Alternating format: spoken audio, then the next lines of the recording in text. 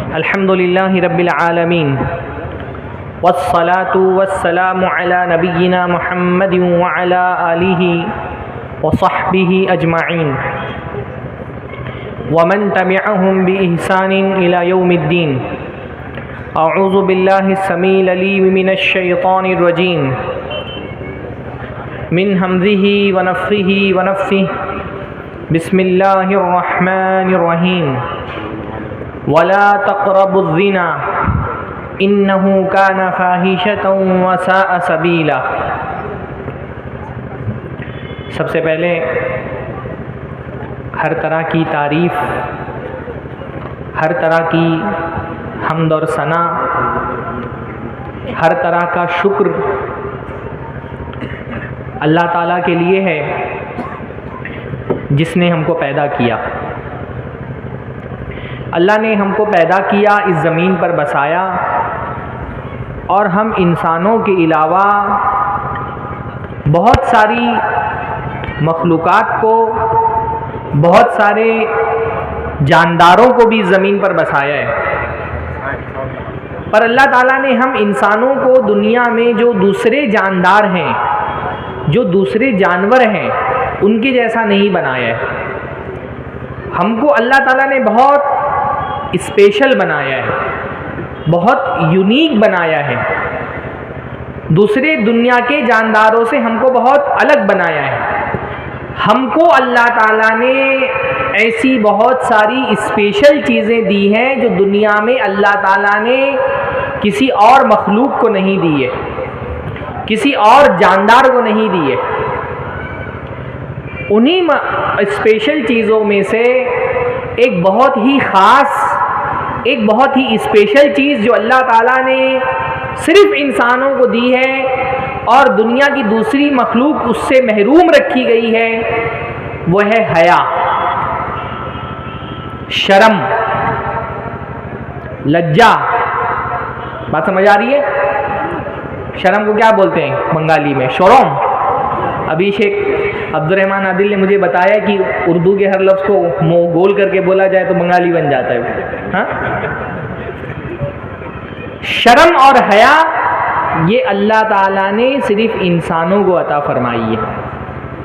ये इंसान की खुसूसियत है, ये इंसान की स्पेशलिटी है, ये इंसान का इम्तियाज़ है।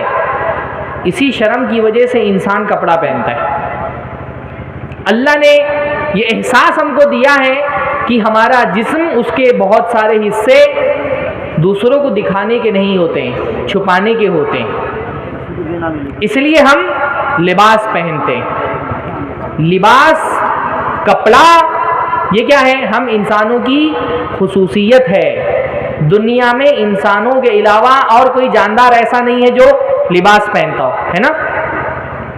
ये लिबास हम क्यों पहनते? अल्लाह ने फरमाया, या बनी आदमा, ए आदम की औलाद, हमने तुम्हारे लिए लिबास नाजिल किया है। इसका एक मकसद क्या है?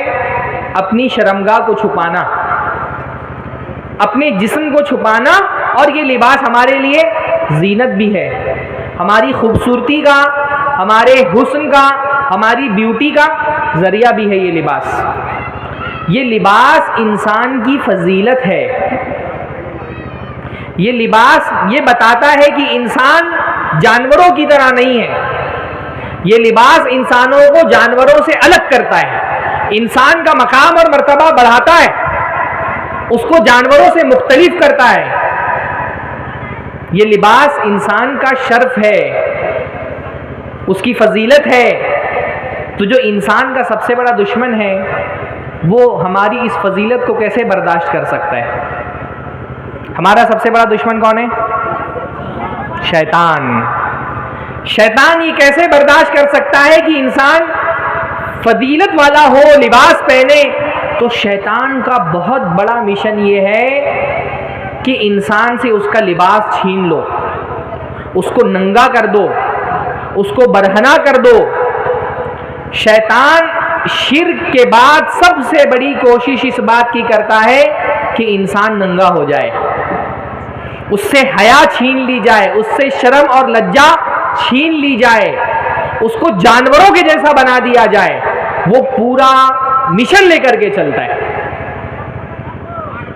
और ये बात मैं नहीं कह रहा, ये बात अल्लाह ने कुरान मजीद में फरमाई। अल्लाह ने फरमाया या बनी आदमा ला यफ्तिनन्नकुमुश शैतानु, ए आदम की औलाद, शैतान तुमको अपने फितने का शिकार न करे। जैसे तुम्हारे माँ और बाप को, आदम और हव्वा को उसने शिकार कर लिया था, जैसे उनको बहका दिया था तुमको भी ना बहका दे। क्यों? बहका करके वो क्या करेगा? यंज़िउ अन्हुमा लिबासहुमा लियुरियहुमा सौआतिहिमा। शैतान ने जब हजरत आदम अलैहिस्सलाम को बहकाया तो बहकाने का मकसद क्या था कि हजरत आदम और हजरत हव्वा से उनका लिबास छीन लिया जाए ताकि वो बरहना हो जाएं, ताकि वो नंगे हो जाएं। और हुआ भी यही। जैसे ही हजरत आदम ने जन्नत का फल खाया, क्या हुआ? जो जन्नत का लिबास उनको मिला था वो छीन लिया गया और वो बरहना हो गए, नंगे हो गए।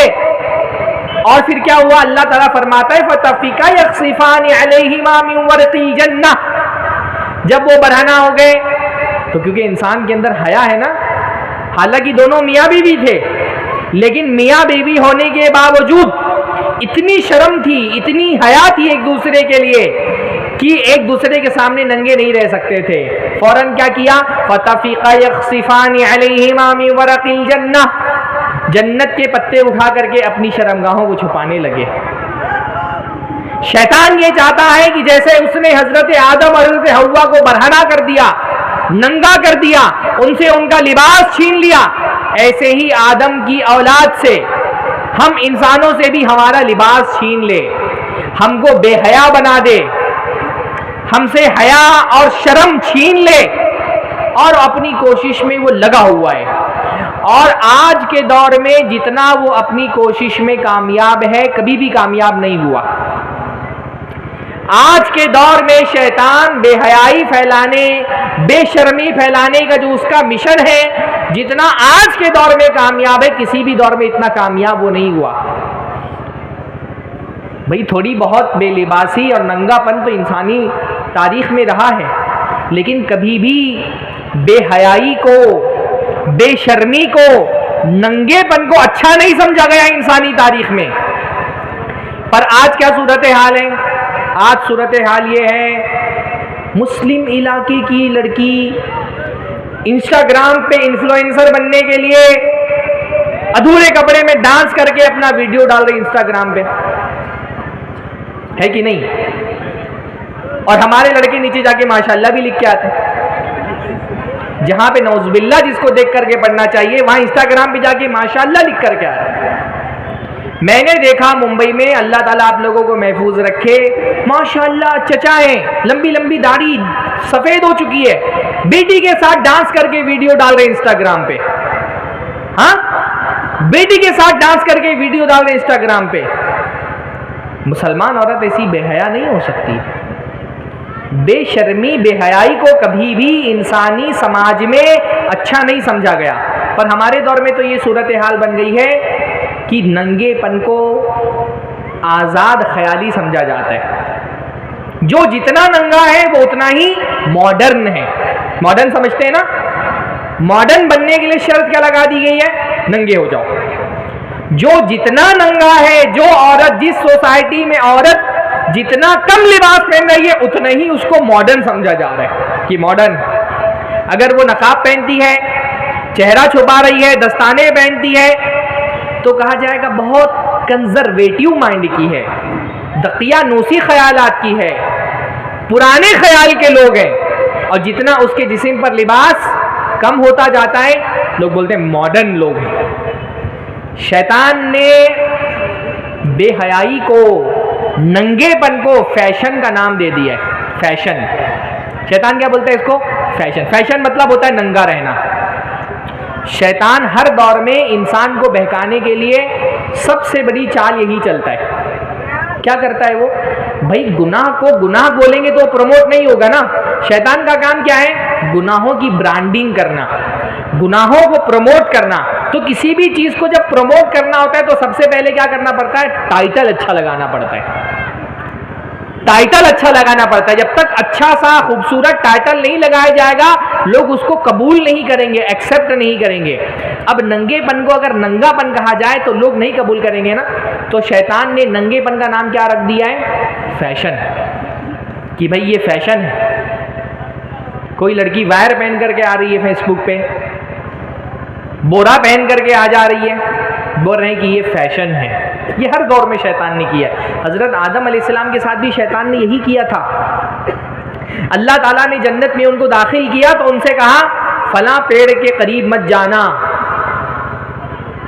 वो पेड़ हजरत आदम अलैहिस्सलाम के लिए इतना नुकसानदा था कि अगर उस पेड़ का पर खा लेंगे तो जन्नत से निकाल दिए जाएंगे। अब शैतान चाहता था कि आदम वो पेड़ खा लें, तो शैतान ने सबसे पहले क्या किया? उस पेड़ का एक अच्छा सा नाम रख दिया। कुरान मजीद में अल्लाह ने फरमाया, शैतान ने हजरत आदम से कहा अला अदुल्लुकुम अला शजरतिल खुल्द, क्या मैं तुमको बताऊं शजरतुल खुल्द कहाँ है? ये कितना प्यारा नाम है। शजरतुल खुल्द का मतलब, खुल्द मतलब होता है हमेशा रहने वाला पेड़, जिसका फल खाने के बाद इंसान हमेशा जिंदा रहेगा। द ट्री ऑफ एटर्निटी, कितना खूबसूरत नाम दे दिया। जिस पेड़ के फल खाने से उनको जन्नत से निकाल दिया जाने वाला था। और शैतान को पता था आदम अलैहिस्सलाम को जन्नत में हर नेमत मैसर है, पर शैतान को ये पता था कि एक चीज़ है जो जन्नत में उनको नहीं मिलेगी। वो क्या है? मौत से आज़ादी। हज़रत आदम को भी ये बात पता थी कि मुझे एक दिन मर जाना है, मौत से निजात नहीं है। तो शैतान ने उस कमज़ोरी का फ़ायदा उठाया और कहा मैं तुमको एक पेड़ बताता हूँ जो क्या है? शजरतुल खुल्द, हमेशा जिंदा कर देने वाला पेड़। इतना प्यारा सा नाम दे दिया कि हर दौर में शैतान करता है। हमारे साथ भी शैतान यही कर रहा है। आज के दौर में आप देखें, मैं देखता हूँ ना बाजार में जो जितना बड़ा बेईमान है उसको बोलते हैं बहुत होशियार है। बेईमानी का नाम शैतान ने होशियारी दे दिया है। अरे बहुत होशियार है भाई। हाँ, जो जितना करप्ट है लोग उसको उतना ही ज़हीन समझते हैं। अब भाई अगर किसी औरत को आप बोलें आओ चलो मैं तुम्हारे साथ ज़िना करूं, तो तैयार होगी वो? तो कोई भी मर्द लड़की को ये थोड़ी बोलता है आओ मैं तुम्हारे साथ ज़िना करना चाहता हूं। लड़के बोलते हैं लड़कियों से आमे तुम्हाके भालोबासी, हाँ आई लव यू। ये आई लव यू क्या होता है? ज़िना, गंदगी है, खबासत है, जुर्म है, गुनाह है। जाहिर सी बात है जब एक औरत को आप गुनाह की तरफ बुलाएंगे, ज़िना की तरफ बुलाएंगे तो वो तैयार नहीं होगी ना। तो शैतान ने क्या किया है? ज़िना का एक खूबसूरत सा टाइटल दे दिया है, लव, इश्क, प्रेम, मोहब्बत। ये इश्क नहीं है, ये प्रेम नहीं है, ये मोहब्बत नहीं है। मोहब्बत करने वाला अपने महबूब को जहन्नम में नहीं ढकेलेगा। जिसको मैं खास तौर पे अपनी बहनों को बता रहा हूं ये बात, कि ये लड़के मोहब्बत का नाम लेकर के आपकी इज्जत तक पहुंचना चाहते हैं। ये जो लड़के मोहब्बत का नाम लेते हैं ना, ये मोहब्बत नहीं, ये ज़िना है। ये मोहब्बत का नाम लेकर के तुम्हारे जिस्म तक पहुंचना चाहते हैं। इनके बहकावे में नहीं आना। लड़के बहुत चालाक होते हैं, उनको पता है ना कि आप ज़िना की बोल करके औरत को दावत देंगे तो औरत तैयार नहीं होगी। तो उस ज़िना को शैतान ने बड़ा खूबसूरत सा एक नाम दे दिया है, लव। आपको क्या पता भाई लव क्या है? लव, मोहब्बत तो बहुत अजीम चीज़ है, मोहब्बत बहुत आला तरीन चीज़ है।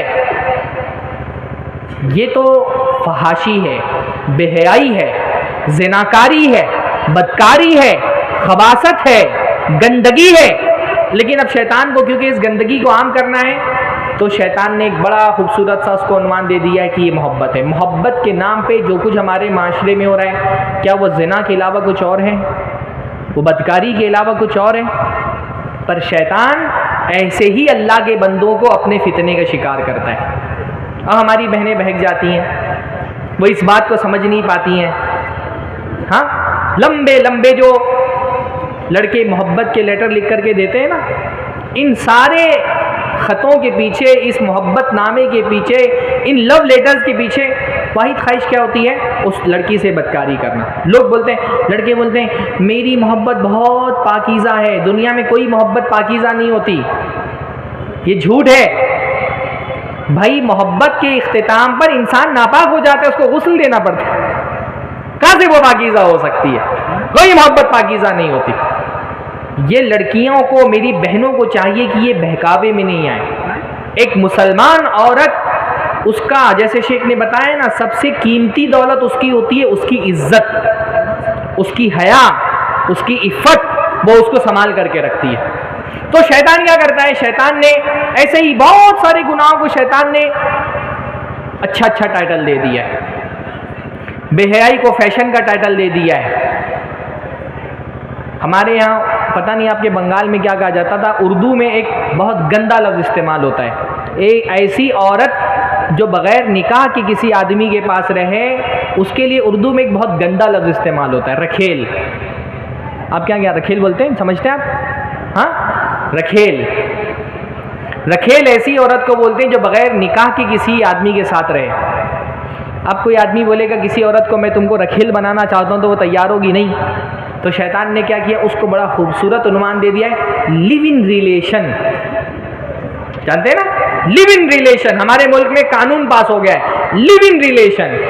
किस चीज़ में? आप लिव इन रिलेशन में। लिव इन रिलेशन मतलब शादी नहीं हुई, बगैर शादी के साथ में रह रहे हैं। जब शादी नहीं हुई तो रिलेशन कहाँ है भाई?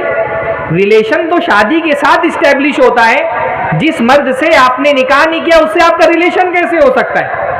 रिलेशन वो है जिसको दीन रिकॉग्नाइज करे, जिसको कानून रिकॉग्नाइज करे, जिसको समाज रिकॉग्नाइज करे। जिस रिलेशन को ना दीन रिलेशन मानता है, ना कानून रिलेशन मानता है, ना समाज रिलेशन मानता है, वो रिलेशन ही नहीं है। पर शैतान ने कितना खूबसूरत उन्वान दे दिया। बोलेंगे हम दोनों फ्रेंड्स हैं। बदकारी को कितना हो, फ्रेंडशिप का अनुमान दे देगी, ये फ्रेंडशिप है। तो बहरहाल शैतान ऐसे ही अल्लाह के बंदों को बहकाता है। और जितना आज के दौर में शैतान अपनी सारी ताकत कुव्वत लगा करके ज़िना को आम कर रहा है, बदकारी को आम कर रहा है, फहाशी फैला रहा है, बेहयाई फैला रहा है, और जितना अपने मकसद में आज शैतान की ताकतें कामयाब हैं, कभी भी कामयाब नहीं रही। बेहयाई आज जिस उरूज पर है, जितनी बुलंदी पर है, किसी दौर में ऐसी बेहयाई इंसानों ने नहीं देखी। क्या आप YouTube पे किसी आलिम की तकरीर सुनने जा रहे हैं, ट्रेलर आ जा रहा है किसी फिल्म का, रास्ते में आप चल रहे हैं, बोर्डिंग लगी हुई है। अभी मैं आ रहा था, शेख को मैंने बताया भी,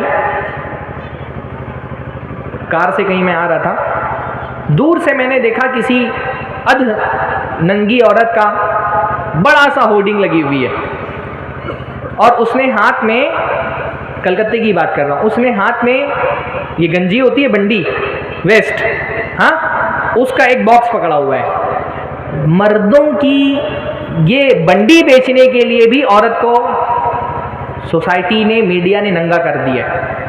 हाँ, बंडी बेच रहे मर्दों की, और तस्वीर किसकी लगी हुई है? एक नंगी औरत की। बीड़ी बेचना है मर्दों को, ऐड किसका चला रहे हैं? औरतों का। चाय पत्ती बेचनी है, अधरंगी औरत। शैतान ने औरत से उसका लिबास छीन लिया है। औरत को लगता है ये तरक्की, उसको लगता है ये तरक्की है। औरत का लिबास छीन करके उसके जहन में ये बात डाल दी गई है कि तुम तरक्की कर गई हो, तुम मॉडर्न हो गई हो। अगर कपड़े उतार लेना तरक्की होने की अलामत है, तरक्की याफ्ता होने की अलामत है, तो दुनिया में सबसे ज्यादा तरक्की तो जानवरों में, तो कपड़े ही नहीं पहनते। अगर लिबास कम हो जाना ये तरक्की की निशानी है, तो दुनिया में सबसे ज्यादा कामयाब और सबसे ज्यादा तरक्की याफ्ता तो ये बकरियां, भेड़े, ये कुत्ते, ये जानवर है, ये लिबास नहीं पहनते। लिबास छीन लेना ये तरक्की की अलामत नहीं है। लेकिन शैतान ने इस बेलिबासी को तरक्की का नाम दे दिया है। उसने ज़िना को एक प्रोडक्ट बना दिया है, प्रोडक्ट बना करके उसकी मार्केटिंग कर रहा है, उसको बेच रहा है। आज के दौर में ज़िना मोबाइल में बेचा जा रहा है।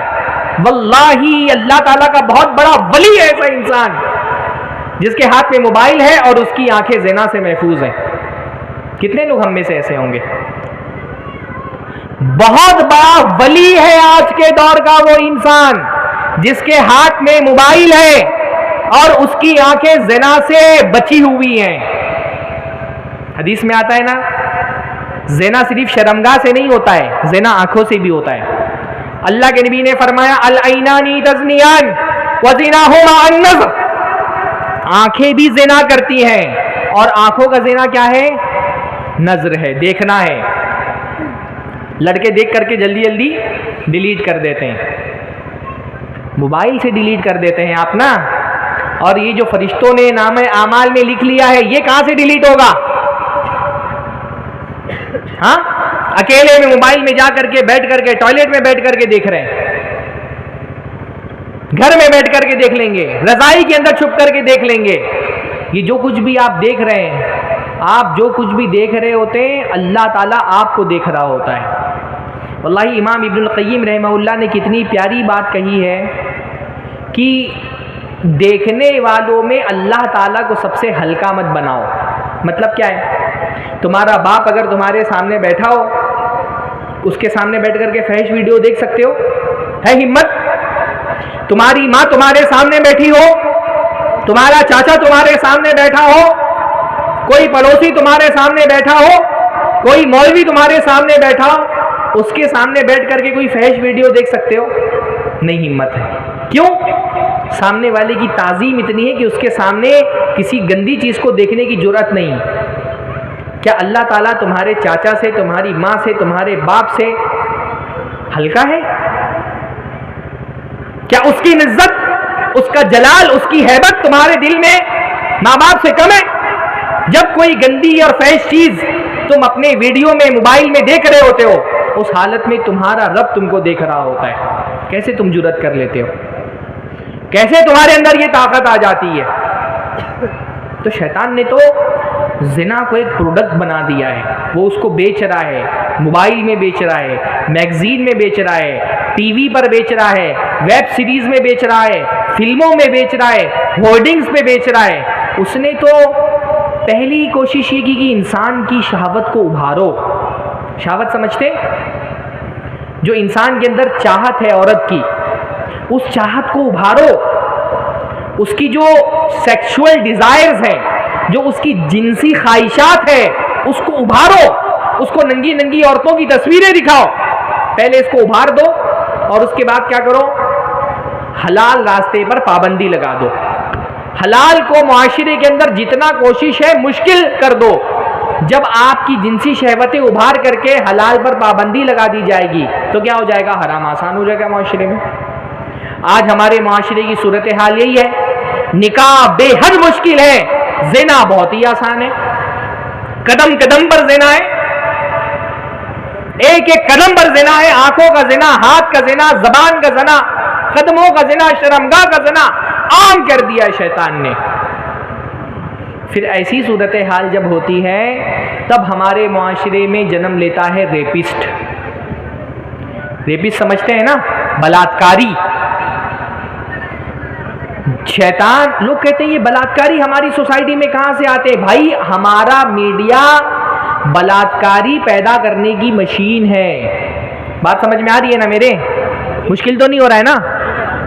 हमारा मीडिया, हमारा मोबाइल, हमारा सोशल मीडिया, हमारा इलेक्ट्रॉनिक मीडिया, हमारा प्रिंट मीडिया बलात्कारी पैदा करने की मशीन है। ये जिनसी शहवत उभार करके एक इंसान को भेड़िया बना देता है। और ऐसा कोई बलात्कारी जब किसी मासूम बच्ची का रेप करता है तो हमारा सोसाइटी, हमारा मुआशरा चीख उठता है। अभी बगल में आपके कलकत्ता में हादसा हुआ ना, लोग चीख उठे कि भाई ये बलात्कारी मुआशरे में कहां से आ जाते हैं? भाई, तुम्हारा मीडिया ये बलात्कारी पैदा कर रहा है। मैंने रिपोर्ट पढ़ी उस बंदे के बारे में, कलकत्ता का जो इंसिडेंट हुआ, बाकायदा रिपोर्ट्स में ये बात आई कि ये बंदा पहले इसने शराब पी, फिर मोबाइल पे गंदे वीडियोस देखे, पॉर्न वेबसाइट्स देखी, किसी फाहिशा औरत के पास गया। ये मोबाइल के पॉर्न वीडियोस, ये हमारा इलेक्ट्रॉनिक मीडिया, ये बलात्कारी पैदा कर रहा है माशरे के अंदर। ऐसे में जब कहीं से आवाज आती है ना, भाई हैंग द रेपिस्ट, बलात्कारी को फांसी दो, बहुत सारे नेता लोग कहते हैं हिंदुस्तान में बलात्कार के जुर्म की वही सजा होनी चाहिए जो जुर्म की सजा सऊदी अरब में, कि बलात्कारी का सर काट दो।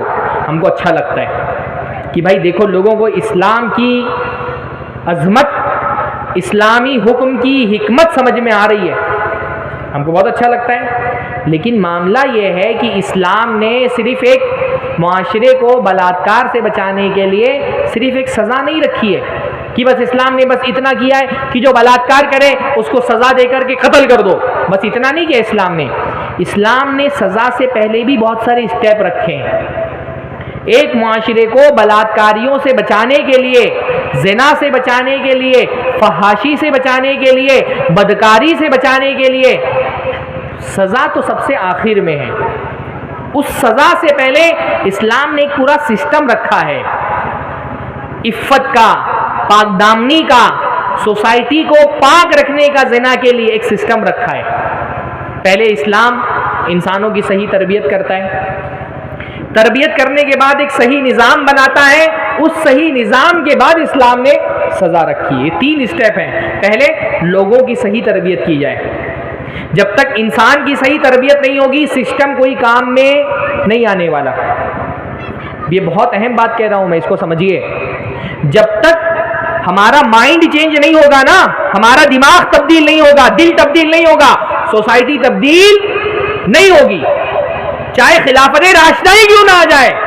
जब लोगों के दिल गंदे होंगे, उनका दिमाग गंदा होगा, तो सिस्टम उनको गुनाहों से नहीं रोक सकता है। जो हम सलफी लोग हैं ना, और जो दूसरे तहरीकी लोग हैं, उनकी फिक्र में और हमारी फिक्र में, उनके मनहज में और हमारे मनहज में ये फ़र्क है। जो तहरीकी जमात इस्लामी के लोग हैं वो कहते हैं सिस्टम चेंज करो, सिस्टम चेंज करो, सिस्टम चेंज करोगे तो सब सही हो जाएगा। हम कहते हैं जब तक इंसान अंदर से चेंज नहीं होगा सिस्टम के चेंज होने से फर्क नहीं पड़ता।